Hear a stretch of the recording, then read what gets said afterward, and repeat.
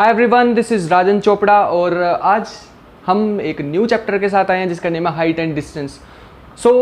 ये चैप्टर करने से पहले मैं सिर्फ एक लाइन बोलना चाहूँगा कि अगर किसी ने ट्रिग्नोमेट्री का वीडियो पहले ही देख लिया तो उसके लिए सुपर इजी होने वाला है। अगर नहीं देखा है तो आई वुड सजेस्ट यू कि पहले ट्रिग्नोमेट्री बाय मिनट फिजिक्स देख लो, फिर ये वाली वीडियो देख लेना, ठीक है, ताकि तुम्हारे लिए ईजी हो जाए। But still I am going to summarise that video, ठीक है, जल्दी जल्दी से।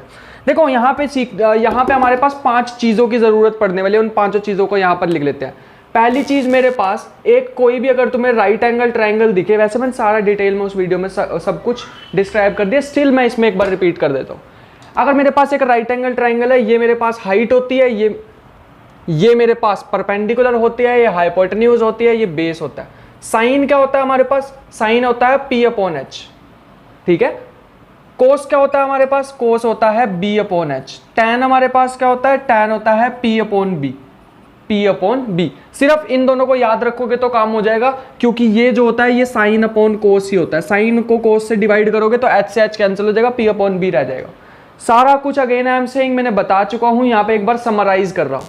साइन का अगर मैं उल्टा कर दूं तो उसको कहते हैं कोसेक। कोसेक क्या होता है? साइन का उल्टा, मतलब ये P/H है तो वो क्या होता है? H/P। इसका उल्टा क्या होता है? इसका उल्टा होता है 1/सेकेंट या फिर सेक थीटा। इसका उल्टा क्या होता है? इसका उल्टा होता है 1/कोट थीटा। कोट क्या हो जाएगा? B/P। ये सारी चीज़ें याद रखने के लिए एक ट्रिक बता देता हूँ, क्योंकि इसमें हमें याद रखनी पड़ेंगी। और इसमें एक चीज़ तुम्हें और बता दूँ, इनको याद ना भी रखो तो अपना काम हो जाएगा। इनको अगर हम नहीं भी याद रखेंगे तो अपना काम हो जाएगा। इसको भी मत याद रखो। हाइट एंड डिस्टेंस वाले अगर पर्टिकुलर वीडियो की बात करूँ तो इनसे अपना काम हो जाएगा। दूसरी चीज़ मैंने बताई थी तुम्हें, एक टेबल में मैंने बताया था सारों की वैल्यू बताई थी लास्ट वाली में, लेकिन इसमें सिर्फ इन तीनों की बताने वाला हूँ, ठीक है। किस किस एंगल के लिए बताई थी? 0, 30, 45, 60 और 90। इनके लिए बताई थी मैंने, एक बार रिपीट कर देता हूँ जल्दी जल्दी, सबको याद होनी चाहिए। 0, 1/2, 1/√2, √3/2 और 1। यहाँ पे इसका उल्टा 1, √3/2, 1/√2, 1/2, 0। इसमें क्या होता है? इसमें होता है 0, 1/√3, 1, √3, इन्फिनिटी, मतलब नोट डिफाइंड। इसको याद रख लोगे तो अपना काम हो जाएगा। फोर्थ चीज क्या सेकंड हो गई ना। थर्ड चीज क्या सीखनी है? थर्ड चीज में मैंने 2 आइडेंटिटीज बताई थी, 3 आइडेंटिटीज बताई थी, सॉरी मैंने 3 आइडेंटिटीज बताई थी, पाइथागोरस थ्योरम से आती हैं। फिलहाल के लिए याद रखना, sin square theta plus cos square theta is equal to 1, ठीक है। थीटा कहाँ पे होता है? हमेशा ये होता है, थीटा के सामने वाली परपेंडिकुलर होती है, ये भी चीज याद रखना। थोड़ा सा जल्दी जल्दी हो रहा है बट समराइज ऐसे ही होता है। फिर हमारे पास क्या होती है? टैन और कोट की होती थी, तो वो क्या होती थी? जब हमें टैन और कोट की बनानी है तो वो होती है हमारे पास tan square theta plus 1 is equal to secant square theta. फिर मेरे पास होती है नेक्स्ट एक तीसरी आइडेंटिटी भी होती है, वो हमारे पास होती है 1 plus cot square theta is equal to cosec square theta. Cosec square theta. इस चीजों को अगर तुमने याद रख लिया, अगर ये तीन चीजें अभी तक जितने लिखवाई इनको याद कर लिया, 70% क्वेश्चन तुमसे हो जाएगा, बाकी 30% इनसे होगा। फोर्थ इंफॉर्मेशन होती है हमारे पास angle of inclination. Angle of inclination ये हमारे पास ना, ऐसे समझ लो हम टूल बॉक्स लेके जाने वाले हैं, ठीक है। हमारे पास एक टूल बॉक्स होएगा जिसमें ये 5 चीजें पड़ी होंगी जो मैं लिखवाने वाला हूं, और सारे क्वेश्चन ऐसे सॉल्व हो जाएंगे। एंगल ऑफ इंक्लिनेशन का मतलब होता है, ये मैं किसी चीज को देख रहा हूं बिल्कुल स्ट्रेट, जैसे ही मैं अपनी गर्दन ऊपर करूंगा इस लेवल से, ये जो स्ट्रेट लेवल था ना जिस पे मैं देख रहा था, इस लेवल से मैं अपनी कितनी गर्दन को ऊपर कर रहा हूं, तो ये जो एंगल बनेगा एंगल ऑफ इंक्लिनेशन। मतलब अगर मैं ये खड़ा हूं, ये मैं खड़ा हूं और मैं पहले यहां देख रहा था, अब मैंने अपने फेस को ऐसे ऊपर कर लिया तो मेरा फेस यहां चला जाएगा, यहां चला जाएगा, तो दोनों में एंगल कितना आ जाएगा? थीटा। इस थीटा को कहते हैं एंगल ऑफ इंक्लिनेशन। एक और चीज होती है, 5th चीज, जिसे हम कहते हैं angle of depression. Angle of depression, ठीक है। ये हमारे पास क्या होता है? अगर मैं सीधा देख रहा था अपने लेवल से, अगर मैं नीचे देखना स्टार्ट कर दूंगा, इंक्लिनेशन ऊपर, डिप्रेशन नीचे। मतलब अगर मैं ये खड़ा, अगर मैं पहले ऐसे देख रहा था, अब मैं ऐसे देख रहा हूं, ठीक है, इस एंगल को क्या कहते हैं? Angle of depression. बस ये 5 चीजें और हमारा ये चैप्टर क्लियर। और कुछ भी सीखने की ज़रूरत नहीं है, कहीं से कोई मटेरियल इकट्ठा करने की ज़रूरत नहीं है, इससे हमारा काम हो जाएगा। ये चीज़ तो मेन याद रखना, मेन ये दो चीज़ें हैं, ये यूज़ होंगी डायग्राम बनाने के लिए। मतलब फोर्थ और फिफ्थ पॉइंट जो है वो डायग्राम बनाने के लिए इंपॉर्टेंट होगा, डायग्राम, ठीक है। जो मेरे पास फर्स्ट थिंग है, ये जो पहली चीज़ है, और ये जो मेरे पास तीसरी चीज़ है, पहली और तीसरी, ये मेरे को इक्वेशन बनाने में हेल्प करेंगी, और ये जो मेरे पास है सेकंड चीज़, ये मुझे आंसर देंगी। इसको ऐसे लिख लो, इक्वेशन, डायग्राम, आंसर, ऐसे हेल्प करेंगी हमें। आई होप कि सबने नोट कर लिया होगा। मैं 2 मिनट में इसका थोड़ा सा स्पेस बना लेता हूँ और फिर हम अपने क्वेश्चंस को स्टार्ट करते। चलो अब हम अपने क्वेश्चन सॉल्व करने स्टार्ट करते हैं। मैं क्वेश्चंस लेके आया हूँ 5 क्वेश्चंस हम करने वाले हैं। नेक्स्ट वीडियो एक लेके आऊंगा सेपरेट, जिसमें हम बहुत सारे और भी क्वेश्चंस करेंगे जो कि प्रीवियस ईयर में डिफरेंट एग्जाम्स में आए हुए हैं। बट फिलहाल के लिए मैं 5 क्वेश्चंस इसको कॉन्सेप्ट को ही स्ट्रॉन्ग करने में हेल्प करेंगे ये क्वेश्चंस। तो फर्स्ट क्वेश्चन सबको स्क्रीन पे दिख जाएगा और मैं यहाँ पर करने वाला हूँ। इसमें कहा हुआ है 2 ships are sailing in the sea on the 2 sides of a light house. एक कोई भी लाइट हाउस है, मान लेते हैं लाइट हाउस तो एकदम स्ट्रेट होता है ऐसे, ठीक है। मान लो ये मेरे पास एक लाइट हाउस है, ठीक है, ये लाइट हाउस है, ये कोई भी लाइट हाउस है, ठीक है, बिल्कुल समुद्र के बीच में, बिल्डिंग जैसा लग रहा है बट मान लो यार ये लाइट हाउस है। तो ये मेरे पास है, इसके इधर मेरे पास इधर की साइड एक शिप आ रही है, ठीक है, और एक इधर की साइड एक शिप है। अगर मैं इसको सिंप्लीफाई करके डायग्राम बनाना चाहूँ तो कभी भी ऐसे डायग्राम फालतू के बनाने की ज़रूरत नहीं है किसी को भी। जस्ट मैं एक बना के दिखाता, सिंपल सा ड्रॉ करो। अगर मेरे पास बीच में एक लाइट हाउस है, एक इधर मेरे पास शिप दिख रही है, एक इधर शिप दिख रही है। आगे पढ़ते हैं।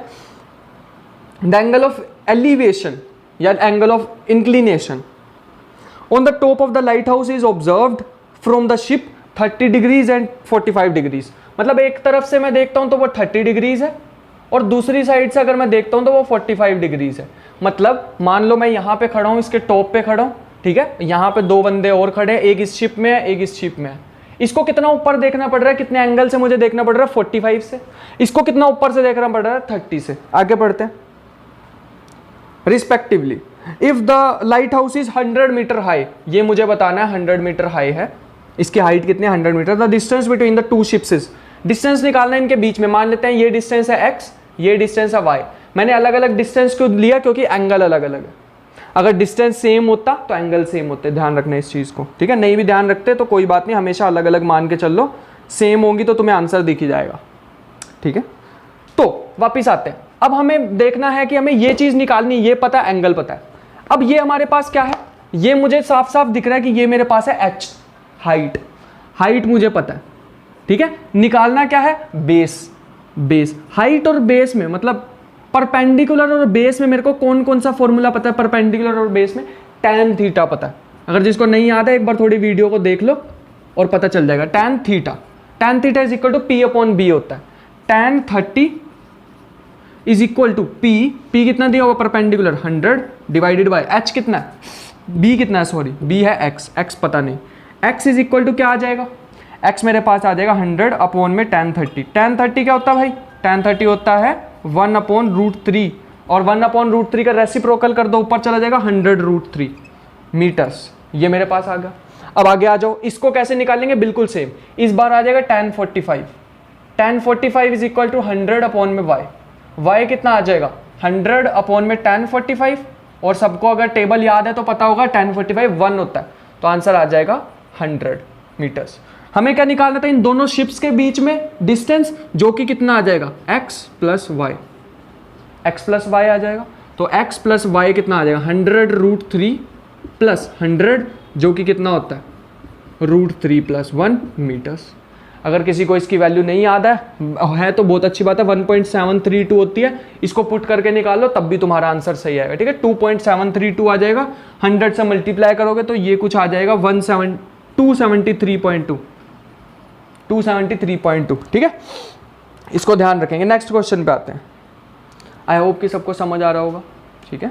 थोड़ी छोटी सी एप्लीकेशंस, अभी अच्छी एप्लीकेशंस अभी आएंगी, अभी बहुत जल्दी आएंगे अच्छी एप्लीकेशंस भी। देखो एक इसके एप्लीकेशन ये हो सकते हैं, हाइट और डिस्टेंस में ये बन सकता है कि अगर यहाँ पे कोई भी चीज़ है, मान लो यहाँ पे कोई एक एरोप्लेन में मैं घूम रहा हूँ, ठीक है, और नीचे क्या जा रहा है, मैं मतलब मिलिट्री ऑफिसर हूँ और यहाँ पे एक कोई भी ऐसा यहाँ पे मैं घूम रहा हूँ और यहाँ पे कोई भी दुश्मन है यहाँ पे, मुझे इस पे बॉम्ब को थ्रो करना है, कैसे करूंगा? क्या मुझे डायरेक्टली यहीं पे फेंकना चाहिए बॉम्ब को अपने, क्योंकि मेरा एरोप्लेन भी चल रहा है, तो क्या मुझे यहीं पे ही फेंकना चाहिए? ये इस डायरेक्शन में भाग भी रहा है, तो जब मैं यहाँ पे बॉम्ब फेंकूंगा अपना, यहाँ पे बॉम्ब फेंक दूंगा, जितनी टाइम में ये यहाँ से यहाँ पे आएगा मेरा बॉम्ब, ये तो आगे जा चुका होगा। क्या करें? ऐसे क्वेश्चंस में ध्यान रखना कि हमें हमारे जो ऑब्जेक्ट है वो दूर फेंकना चाहिए, डिस्टेंस को कैलकुलेट करते हुए कि कितना दूर ये जा चुका होगा इतने टाइम में, ताकि ये और ये कोलैप्स कर जाए और धमाका हो जाए। ठीक है, ऐसे चीजों को कैलकुलेट करना होता है।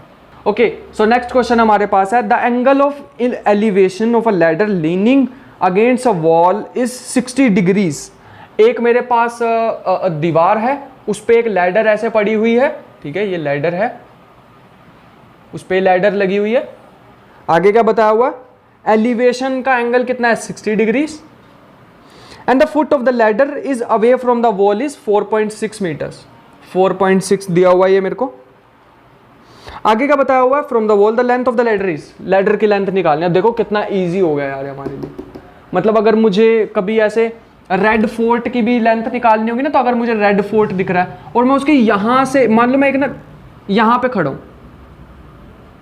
ये मैं खड़ा हूं, तो पहले मेरे को अपनी हाइट जितनी ना, उसकी हाइट को नेग्लेक्ट कर दो। यहां तक तो मैं ऐसे खड़ा हूंगा और ऐसे करके देखूंगा, इतनी हाइट को नेग्लेक्ट कर दो रेड फोर्ट की, ठीक है, उसको नेग्लेक्ट कर दो। अब यहां से मैं जितना अपना फेस ऊपर करूंगा, जितना फेस ऊपर करूंगा, जितना भी फेस ऊपर करूंगा, वो मान लो है मेरा 60 डिग्रीज। मैंने यहाँ वाली लेंथ तो मेजर कर सकता हूँ ना, ये मैंने कर ली 50 मीटर मान लो फिलहाल के लिए, तो मैं ट्रिग्नोमेट्री का यूज करके इसकी लेंथ निकाल सकता हूँ, बिना किसी का यूज करे, बिना किसी चीज का यूज करे मैं इसकी लेंथ निकाल सकता हूँ। देखो इतनी यूजफुल होती है हमारे पास ट्रिग्नोमेट्री, किसी चीज की भी लेंथ निकाल सकते हो, किसी भी चीज की। ठीक है, फिलहाल के लिए क्वेश्चन पे वापिस आते हैं। सुपर इजी क्वेश्चन, कुछ भी नहीं है क्वेश्चन में। मुझे ये निकालना है, हाइपोटेन्यूज निकालनी है, बेस दी हुई है, तो हाइपोटेन्यूज और बेस में क्या होता है? cos theta. तो ये होगा cos 60 is equal to base upon में हाइपोटेन्यूज, 4.6 डिवाइडेड बाय हाइपोटेन्यूज। खुद निकाल लेना हाइपोटेन्यूज कितना आ रहा है। ठीक है, नेक्स्ट क्वेश्चन पे चलते हैं। नेक्स्ट हमारा क्वेश्चन है, an observer 1.6 metre tall is 20√3 metres away from a tower. Question अच्छा, इसने कहा है कि एक ऑब्जर्वर है जिसकी अपनी भी हाइट है, मैंने जैसे अभी वो रेड फोर्ट वाला एग्जांपल बताया ना, वही है ये। An observer 1.6 metre tall, 1.6 metre इसकी खुद भी है हाइट, जो कि 20√3 मीटर अवे है एक टावर से। ये मेरे पास टावर है और ये कितना दूर है इससे? 20√3। आगे इसने क्या कहा? The angle of elevation from his eye to tower is 30 metres, 30 degree sorry. ये मैं ऐसे सीधा तो मैं यहीं देखूंगा ना, सीधा ऐसे देख रहा हूं, इतनी हाइट को भी छोड़ दो। ये वाली 1.6 है तो ये भी 1.6 होगी, इस चीज को ध्यान रखना। ठीक है, हाइट ऐसे पैरेलल डिस्टेंस हमेशा सेम होते हैं।